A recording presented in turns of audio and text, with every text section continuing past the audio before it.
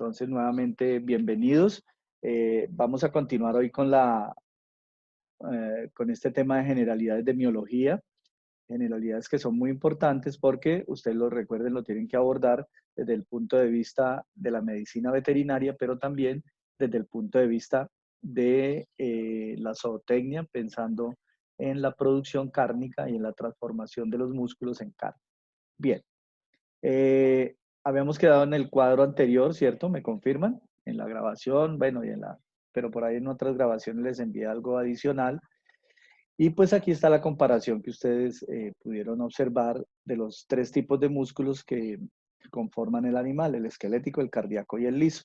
Entonces vamos a hablar primero del músculo esquelético, que básicamente se caracteriza en primer medida por tener unos receptores sensoriales. Cuando hablamos de receptores sensoriales, pues obviamente son receptores nerviosos que van a ayudar a que el animal capte ciertas sensaciones y las traslade a su sistema nervioso central, sea a la médula espinal o al encéfalo. Lo normal es que los impulsos sensoriales vayan a la médula espinal para que allí se genere una respuesta que ustedes ya conocen como arco reflejo, para que el animal ejecute una acción.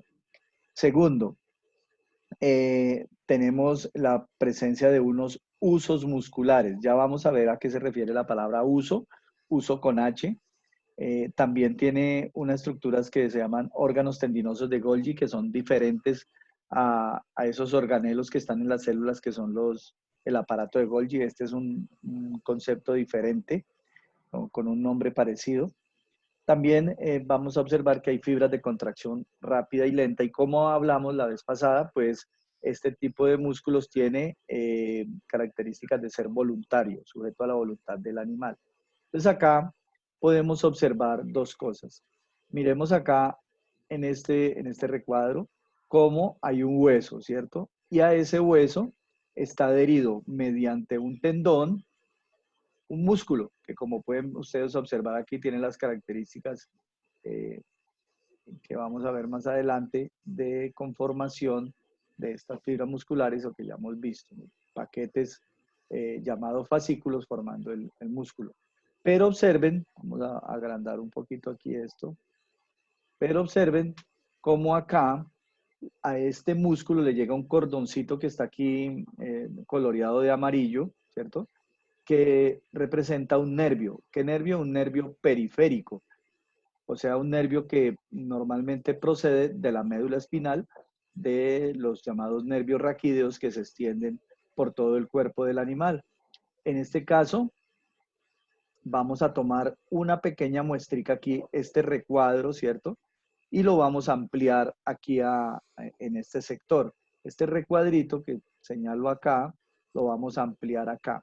Y observen varias cosas. Primero, en esta gráfica podemos observar cómo hay unas especies de cilindros acá, ¿cierto? De estructuras cilíndricas que en su interior, fíjense, tienen como unas especies de código de barras. Ese código de barras son las estrías, ¿sí? Esa especie de código de barras son las estrías y básicamente son las proteínas, unas proteínas gruesas o miofibrillas gruesas y otras miofibrillas delgadas que están acá dentro de esta célula muscular que también llamamos fibra muscular. Eso está dentro del citoplasma. Obviamente el citoplasma, como pueden ver ustedes acá, está envuelto por una membrana que ahora vamos a entender cómo es. Pero entre esas fibras se coloca esta estructura de color azul que ustedes ven acá, que tiene esta forma dentro de ella, en algunas secciones, una forma que es gordita en el centro, ¿cierto? Más abultada que en el centro, pero delgada en los extremos. Esto es lo que se llama las famosas fibras intrafusales, ¿cierto? A los cuales le llegan y se envuelven acá eh, algunas fibras nerviosas. En este caso, fíjense la flechita aquí cómo está saliendo, porque representa una fibra, en este caso nerviosa, ¿cierto? O una terminación nerviosa, mejor para no confundirlos, una terminación nerviosa de tipo eferente, es decir, que lleva información, o sea, es una terminación nerviosa sensitiva, está recogiendo aquí las sensaciones que se convierten en un estímulo eléctrico, o sea, en un impulso nervioso y son llevadas, como les dije ya, al encéfalo o a la médula espinal. Aquí también observamos otra, pero esta es de entrada. Miren la flecha cómo está entrando. Esta es otra terminación nerviosa, pero ya esta la diferencia es que trae las respuestas que emite el encéfalo o la médula espinal. Por lo tanto, se trata de una terminación nerviosa de tipo motor o neurona de tipo motor. Bien. Ahora, a eso nos referíamos ahora con las famosas fibras o los usos o las formas o las estructuras fusiformes. Una estructura fusiforme se refiere a que tiene forma de uso. Como ustedes ven acá, este es digamos, un tipo de elemento con el que la gente antes hilaba o tejía, ¿cierto? Formando hilos a partir de lana, podía ser, por ejemplo. Esto se llama rueca, en términos generales, todo el conjunto de esto. Pero la rueca está basada en tener un uso, que es este acá, vean, gordito o voluminoso en el centro, ¿cierto? Y delgado en los extremos, en las puntas, delgado. Así mismo son los músculos y así generalmente son estas fibras, mírenlas, estas fibras intrafusales que son en forma entonces de uso. Bien.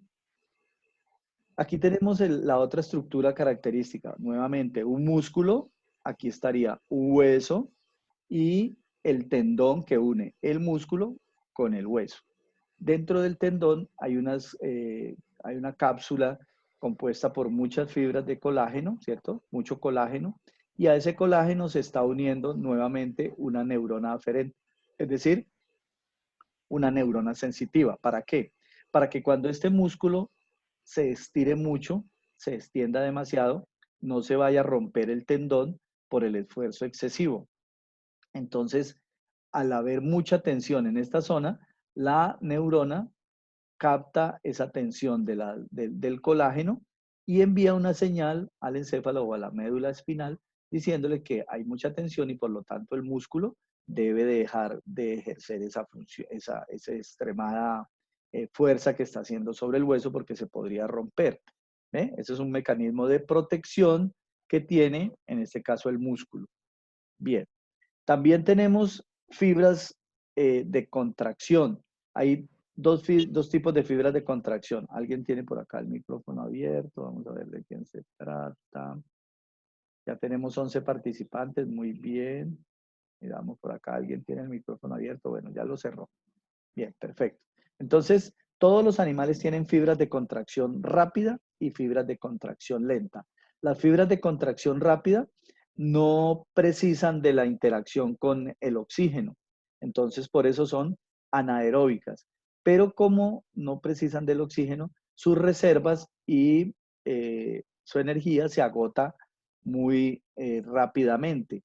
Mientras que las fibras de contracción lenta sí son aeróbicas, es decir, precisan de una acción oxidativa del oxígeno para su funcionamiento y su energía no se agota tan rápidamente. Todos los animales tienen de estas dos fibras, pero algunos animales tienen más de unas que de otras. Ejemplo, un animal cazador, por ejemplo, hablemos allá de uno de estos que corren rápidamente en el África, un guepardo, ¿cierto? O digámoslo aquí en Colombia o en nuestro medio, un jaguar. Los jaguares y estos animales tienen fibras de contracción rápida en mayor cantidad que de las de contracción lenta.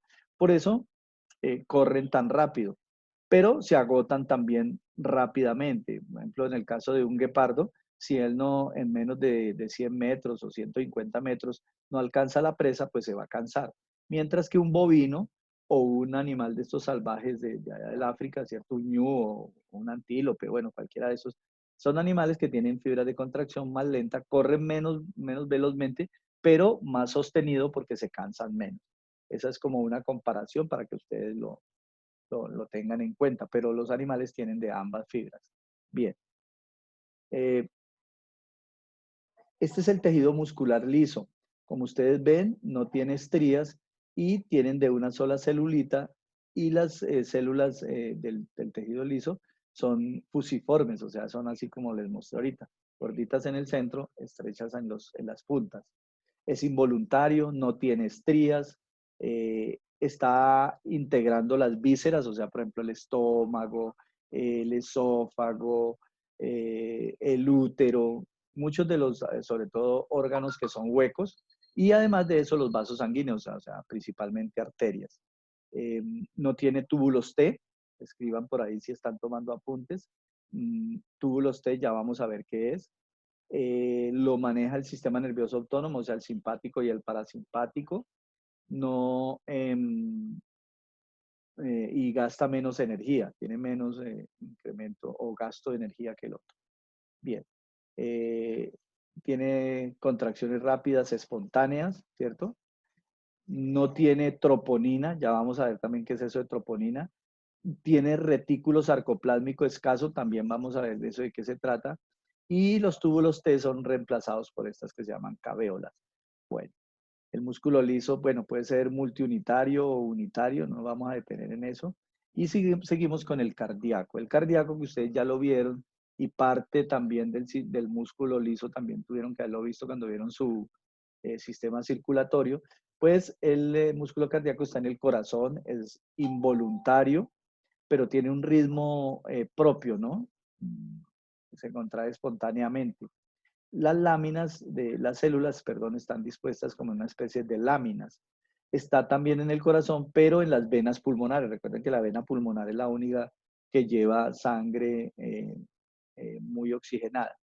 Bien, está presente de A2, el potencial de acción se presenta en meseta, depende mucho de estos iones, del sodio, del calcio y del potasio para su contracción, tiene muchas mitocondrias y aquí sí, mire, aparecen dos nombres que son la acetilcolina y la adrenalina, que son neurotransmisores que el corazón necesita mucho o está dependiendo mucho de eso. También vamos a verlo ahorita, aunque ustedes ya conocen esos neurotransmisores como son la acetilcolina y la adrenalina. La adrenalina, recuerden, además de eso, pues es una hormona, una catecolamina, ¿no? Bien. Aquí tenemos que el músculo esquelético puede llegar a regenerarse fácilmente, es decir, si se pierde una célula o una parte muscular, pues se puede regenerar en la medida en que no sea muy grande el daño, pero además de eso pueden sufrir hiperplasia. ¿Por qué? Porque pueden aumentar su número, tener la capacidad de aumentar el número de células, pero también puede sufrir hipertrofia, es decir, el volumen de esa célula puede aumentar. Lo que pasa en algunos ganados, ¿cierto? Que tienen unas hipertrofias grandes de músculos, o lo que sucede en los humanos, en los deportistas, que los músculos les pueden crecer, ¿cierto? No es que tengan más músculos que otra persona del común, ¿cierto? Sino que su músculo tiene más volumen. Por su parte, el músculo cardíaco no tiene regeneración. Una vez que una célula eh, cardíaca muere, es reemplazada por una cicatriz, por un fibroblasto, entonces complica el funcionamiento del corazón, ¿cierto? Bien, los músculos lisos sí se regeneran parcialmente. Bien, ahora vamos a ver aquí, quiero que dejemos esto muy claro, cómo es, para que ustedes entiendan, para que ustedes aprendan bien cómo es la fibra muscular. Primero, recordemos que dijimos fibra muscular, que es lo mismo que célula muscular, ¿cierto? Normalmente puede ser alargada y hasta fusiforme. Y dentro del citoplasma, aquí se ve un poquito complejo, ¿cierto?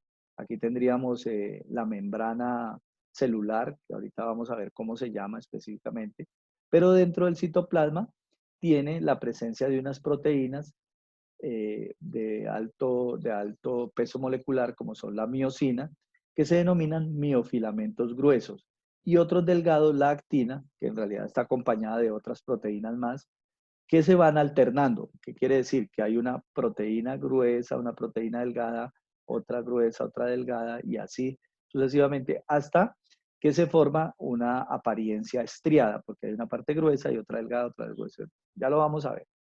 Además posee muchos núcleos y los núcleos tienen una característica y es que observen acá, esos núcleos están por fuera de la célula. Miren acá cómo está la envoltura, o sea, la membrana celular y adentro están las diferentes proteínas gruesas y delgadas, formando esas pequeñas estriaciones que vemos acá. No muy bien, pero ya las vamos a ver mejor. Bueno, son de contracción voluntaria. Entonces vamos a comenzar a ver esta, que es la fibra muscular o célula muscular o miocito también le podemos llamar. Vamos a comenzar por la parte más pequeña. En la parte más pequeña podemos observar acá, miren, podemos observar las dos proteínas que están dentro del citoplasma de esta fibra muscular, que son la miocina, que es la más gruesa, perdón, se me fue la manito, no sé si ven la manito sí se ve o es que aquí no puedo usar el señalador cuando voy acá. ¿Sí se ve la manito o no se ve la manito? Sí, profe. Bien, entonces aquí tenemos miocina, ¿cierto? Es un filamento grueso o un miofilamento grueso. También tenemos acá la actina, que en realidad no está solita. La actina son todas estas bolitas representan en este caso pues los aminoácidos que conforman esa proteína, pero fíjense que está envuelta por otro cordoncito. Ese cordoncito es otra proteína que se llama tropomiosina. Y en algunos puntos específicos va a aparecer otra proteína que se llama la troponina. Entonces, en realidad, el filamento delgado tiene tres proteínas, la actina, la tropomiosina y la troponina. Como ustedes observan más arriba, ¿cierto? Están intercaladas. Un miofilamento grueso y un miofilamento delgado, grueso, delgado, grueso, delgado, grueso, delgado. Fíjense que los miofilamentos delgados se unen en un extremo formando algo que se llama la línea Z. Aquí hay una línea Z en un extremo, aquí hay una línea Z en otro extremo y en el centro pues están los filamentos gruesos y delgados. Esas uniones, esas tres uniones, forman lo que vamos a llamar un sarcómero. Entonces, toda esta unidad es un sarcómero, que en realidad es la unidad contráctil. ¿Por qué es contráctil? Porque ya vamos a ver que ellas se deslizan unas sobre otras, tengan muy en cuenta esta estructura, unas sobre otras y se acortan. Es decir, cuando decimos acortar, es que esta línea Z y esta otra línea Z quedan más cercanas. ¿Bien? Algo así, espérenme, les muestro más adelante. Algo así. ¿Ven? Aquí está la línea, el filamento grueso, aquí están la línea Z o disco Z, y al contraerse, se acercan, vea, queda más cerquita esta de esta. Bien, pero ya lo vamos a mirar en más detenimiento. Bien. Entonces, a eso se refiere. Cuando tomamos muchos o varios sarcómeros de estos, y los agrupamos, vamos a formar esta estructura que ven acá ustedes. Vamos a ampliarla un poquito más. Esta estructura que ven acá, que se llama miofibrilla. Si unimos varias miofibrillas de esas que tienen miofilamentos en su interior, o sea, en el citoplasma de estas, o en el interior, de todas maneras, varias miofibrillas de estas van a formar la fibra muscular, o sea, el miocito o la célula muscular. ¿Sí? Varias de estas miofibrillas están aquí empaquetadas. Pero esas miofibrillas, fíjense que están rodeadas como por unos tubitos, por unos conductos acá. Esos tubitos, los verdes que vemos acá, se llaman retículo sarcoplásmico y como son tubos sirven para conducir algo, ¿cierto? Ya vamos a ver qué. Y también hay otras que envuelven esas miofibrillas que son los túbulos T que están representados aquí por este color eh, amarillo. Obviamente, pues ahí también, como es una célula, tiene mitocondrias y otros organelos. No vamos a precisar aquí sino las mitocondrias. Y obviamente tiene una membrana que la envuelve, mire, está envolviendo acá, que es la membrana celular, pero en este caso va a recibir el nombre de sarcolema. Entonces aquí tenemos el sarcolema. Entonces, repito, tenemos los filamentos delgados y gruesos. Los delgados se unen aquí en la línea Z y forman acá todos el sarcómero. varios sarcómeros van a formar una miofibrilla y varias miofibrillas la fibra muscular. ¿Hasta ahí me van siguiendo? ¿O está muy enredado? Sí, señor. Bueno, ahí se los he desglosado y se los he colocado, como digo yo, con plastilina. Bueno, solamente nos faltaron dos personitas. Bueno, esperemos que en algún momento también participen, pero estoy haciendo la grabación y se las voy a enviar. Bien, continuemos. Entonces, aquí tenemos, fíjense, una representación esquemática nuevamente, ¿no? Porque estos son sustancias químicas, son proteínas. Y pues si las hacemos o las miramos químicamente, pues nos enredaríamos aquí mucho. Pero para el mejor entendimiento tenemos aquí esta especie de camándula, esta cantidad de bolitas aquí unidas que son los aminoácidos, formando la actina. Rodeando esa actina, disculpen, rodeando esta actina está la tropomiosina. Y en algunos punticos específicos está alguna otra proteína que se llama troponina. Es importante tenerla en cuenta porque ya vamos a ver cómo funcionan cuando existe la contracción muscular. Aquí tenemos por su parte la miosina que tiene unas cabezas globulares, ¿cierto? Que juegan también un papel importante, como lo vamos a ver más adelante. Bien, vamos a ver cómo es un músculo como tal. Vamos a partir de lo más pequeñito y vamos a ir hasta lo más grande que nosotros vemos macroscópicamente, que es el músculo. Entonces, lo más pequeño ya dijimos que eran los sarcómeros, ¿cierto? Pero acá en esta imagen no están los sarcómeros, pero están las miofibrillas. Varias miofibrillas unidas forman la fibra muscular. Al unir varias fibras musculares, vamos a formar este paquete que se llama fascículo. Y al unir varios fascículos, pues vamos a formar el músculo. Si ustedes observan aquí, dentro de el fascículo, es decir, acá, uniendo, vamos a ver si lo logro ampliar acá otra vez, uniendo esto, ¿cierto? Uniéndose a las fibras musculares, hay una membrana que se llama endomisio. Y uniendo los fascículos hay otra membrana que se llama perimisio. Y dándole una cobertura total al músculo aparece el epimisio.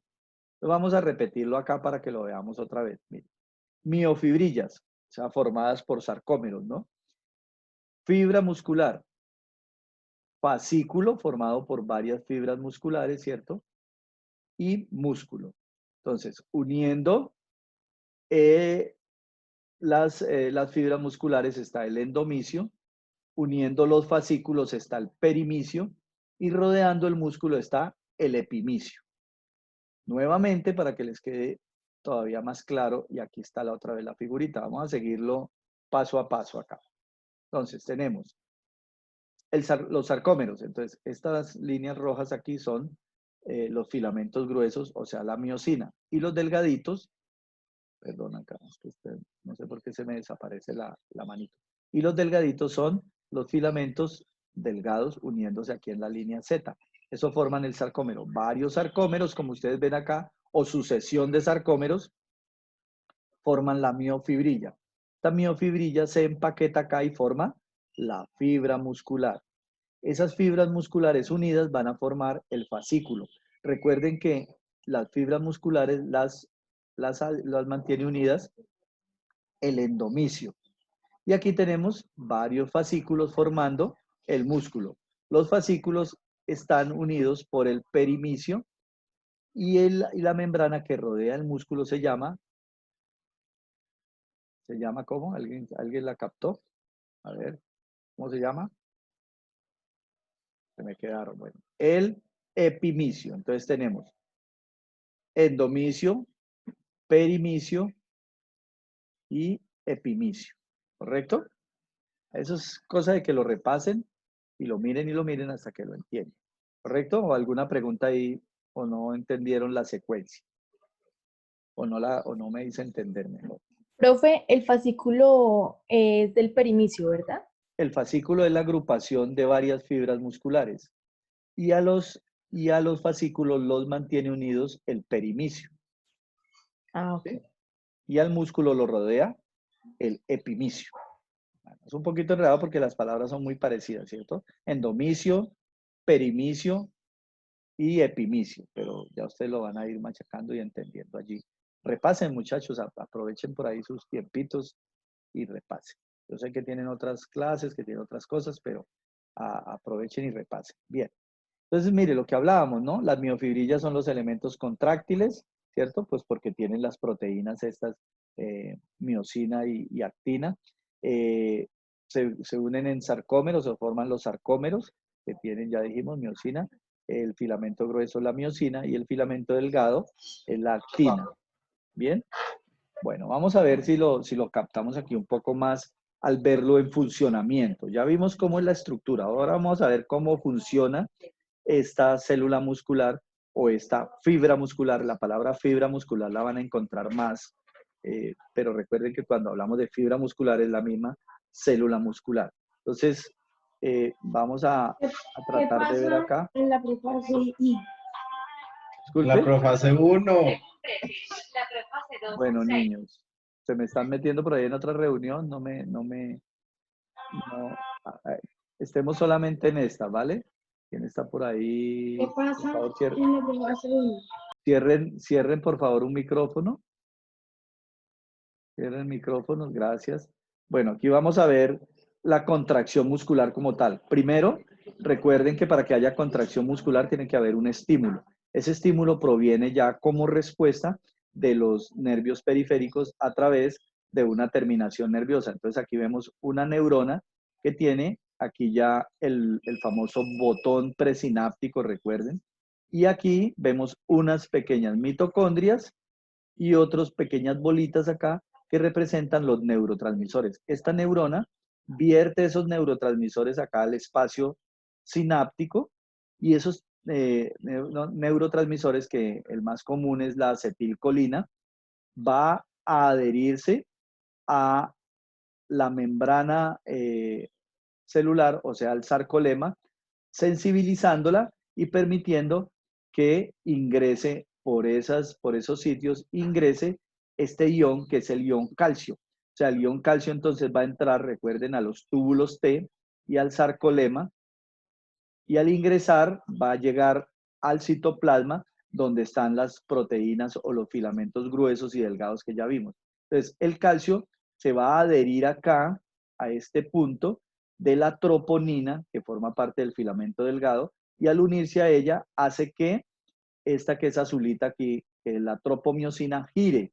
Al girar la tropomiosina, hace que gire también la actina para que se adhiera a las cabezas globulares de la actina, porque estaban separadas.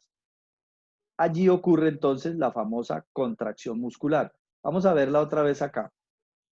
Aquí aparece nuevamente la unión neuromuscular, neurona, con sus vesículas, con los neurotransmisores, los va a colocar aquí esos neurotransmisores en la fibra muscular, haciendo que el sarcolema se sensibilice y permita la entrada del ion calcio. Ese ion calcio se va por los túbulos T y por el sarcolema, por el retículo sarcoplásmico, perdón, llegando aquí a la troponina, haciendo que gire la tropomiosina y por lo tanto, aquí sí se ven los botoncitos rojitos de la actina, o sea, lo que se llama el sitio activo, para que se una um, a la miosina. Al unirse a la miosina, existe un efecto de movimiento de desplazamiento. Entonces, la miosina, haciendo un deslizamiento y haciendo un acortamiento entre las dos uniones de disco Z o línea Z. Por lo tanto, la fibra muscular o célula muscular se acorta, se vuelve más cortica, ¿cierto? Allí ocurre la contracción. Pero entonces, no solamente se acorta recuerden, no solamente se acorta la miofibrilla, o sea, el sarcómero, se acorta toda la fibra muscular, se acorta porque todas estas fibras musculares reaccionan al tiempo, se acorta también el fascículo y por lo tanto se va a acortar, es decir, se va a contraer el músculo completamente. Eso sucede así, vea, porque el ion calcio se libera en el retículo sarcoplásmico, porque hay unión del calcio a la troponina. La troponina hace que gire la tropomiosina y la tropomiosina expone el sitio activo de la actina, haciendo que el gancho de la miosina se una y por lo tanto haya deslizamiento sobre eso. Para eso se requiere obviamente energía en forma de ATP, pero eso no queda ahí permanentemente unido, es decir, no hay una contracción permanente, excepto que haya una condición patológica, ¿no? Anormal. Por ejemplo, un calambre, ¿cierto? Un calambre en realidad es una contracción permanente y cuando es permanente se vuelve dolorosa para el animal.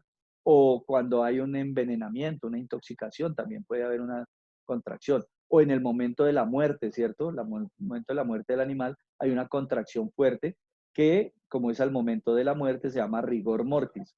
Algo que ustedes conocen popularmente como que el animal o la persona estiró la pata, dicen, ¿cierto? Es decir, hizo una contracción fuerte y permanente.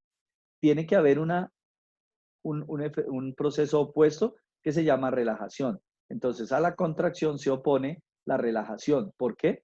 Porque recuerden que la acetilcolina, que es el neurotransmisor, tiene que ser quitado de allí, de ese espacio sináptico, para que no siga entrando el ion calcio, porque si sigue habiendo acetilcolina, sigue entrando el calcio y por lo tanto va a seguir el animal en contracción permanente. Entonces, esa acetilcolina la remueve la acetilcolinesterasa. El paso siguiente es que esa membrana, como es una membrana, tiene que volver a la normalidad, o sea, la bomba sodio-potasio vuelve a restablecerse, se quita el calcio del retículo sarcoplásmico, es removido con la bomba de calcio también, que no vamos a entrar aquí a definir eso. Vamos a ver que la troponina hace que la tropomiosina se mueva porque ya se desprendió el calcio de allí también. Mírenlo cómo se desprende acá, acá en esta zona. Aquí se desprendió, ¿cierto? Pues giró, bien. Y el siguiente paso es que la miosina y la actina se separen. Es decir, nuevamente esto vuelve a esta condición del músculo elongado. Aquí está músculo contraído en esta zona y aquí músculo elongado o músculo en normalidad. Ustedes han escuchado que los deportistas, por ejemplo, han visto cómo un ciclista llega de una competencia de estas de 3 horas, 2 horas o de una subida muy grande y ven que ellos siguen a veces pedaleando en una cicla allí. ¿Por qué? Porque tienen que elongar los músculos. O ustedes en el gimnasio, los que van, hacen a veces esos ejercicios de elongación. Bueno, ¿alguna pregunta, muchachos? ¿Alguna inquietud? Profe, ¿se vuelve y nos envía el link o ya acaba la Eh, clase ahí? y ya lo terminamos aquí porque nos están proponiendo que hagamos charlas cortas de media hora. Pero si a ustedes les parece, la próxima la podemos hacer. Ya voy a tratar de hacérselas ya logré aquí, eh, bueno, aquí me están hablando algo del chat. Ya logré empezar a manejar el Teams, entonces también por allí lo podemos hacer, ¿no? El calcio tiene una función específica, por supuesto. Recuerden, el calcio es el que realmente activa también la contracción, porque el calcio entra, se pega a la troponina hace que gire la tropomiosina, gire la actina y se pegue a la miosina. Entonces, por eso les voy a dar un ejemplo, por eso es que es tan peligroso, por ejemplo, en un animal, cuando están, esperemos que nos alcance el tiempo, en vacas caídas, por ejemplo, se suministra calcio endovenoso, pero ese calcio no se puede suministrar a chorro, porque el calcio endovenoso podría llegar al corazón y hacer que el corazón haga contracciones muy rápidas y podemos matar el animal. ¿Listo? Sí, la clase está grabada, Manuela. Bueno, Manuelita, bien, espero haberle respondido esto. Bien, pero no Nicole Manuela, ¿cierto? Tú eres, o sí, bueno, no recuerdo. ¿Listo? Bueno, muchachos, entonces, eh, no siendo más, pues me despido. Muchas gracias por haber atendido la reunión. Sí, como les digo, ya esta reunión queda grabada y pues en este momento vamos a detener la grabación.